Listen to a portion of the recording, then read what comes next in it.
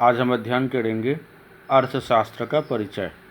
अर्थशास्त्र ऐसे शास्त्र को कहा जाता है जिसमें धन से संबंधित क्रियाओं का विस्तार से अध्ययन किया जाता है। ऐसे शास्त्र को अर्थशास्त्र कहा जाता है।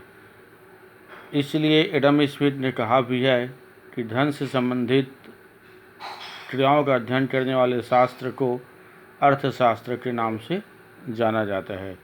एडम स्मिथ को अर्थशास्त्र का जनक भी कहा जाता है, जिन्होंने 1776 में अर्थशास्त्र की शुरुआत की थी। अपन आ जाते हैं व्यष्टि अर्थशास्त्र। व्यष्टि अर्थशास्त्र मतलब व्यक्तिगत या सूक्ष्म अर्थशास्त्र। जैसे व्यक्तिगत से तात्पर्य है कि इसमें सिर्फ एक ही व्यक्ति का अध्ययन किया जाता है। एक व्यक्ति हो सकता है, एक परिवार हो सकता है, एक फर्म हो सकता है, अर्थात कम से कम या सूक्ष्म से सूक्ष्म बातों का अध्ययन करने वाले शास्त्र को व्यष्टि अर्थशास्त्र के नाम से जाना जाता है। समष्टि अर्थशास्त्र।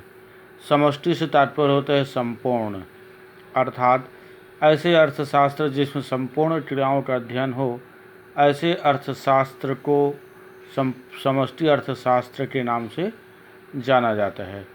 संपूर्ण से तात्पर्य उसमें पूरा देश हो सकता है, पूरा समाज, यानी जिसमें पूरे सभी बातों का अध्ययन किया जाए, ऐसे अर्थशास्त्र को समष्टि अर्थशास्त्र के नाम से जाना जाता है।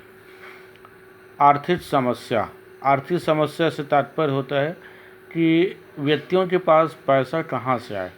मानव की आवश्यकता यानी मनुष्य की आवश्यकता असीमित हुआ करता है और साधन सीमित होते हैं। साधन से तात्पर्य धन से है। सीमित साधन से अपनी असीमित आवश्यकताओं को पूरा करने का विचार मनुष्य आजीवन करते रहता है और इन्हीं सीमित साधनों से अपनी असीमित आवश्यकताओं को पूरा करने के संबंध में वो पूरा अपना जीवन व्यतीत कर देता है। रुपया पैसा कम है, आवश्यकताएं असीमित है, इच्छाएं अनंत है, कभी इच्छाओं का अंत नहीं होता और इन सीमित साधनों के बीच हमें अपनी असीमित आवश्यकताओं को पूरा करना पड़ता है। जैसे आज जिस आवश्यकता की पूर्ति हुई, कल नए आवश्यकता फिर से जन्म ले लेंगे और उसके बाद पुनः वही समस्या हमारे सामने आती जाएगी। इसलिए ऐसे आर्थिक समस्याओं का समाधान का विस्तार से अध्ययन करने के लिए हमें अर्थशास्त्र का ज्ञान होना अति आवश्यक है। अर्थशास्त्र की विषय वस्तु के अंतर्गत पहला आता है उपभोग, उत्पादन, विनिमय, वितरण और सार्वजनिक वित्त। अब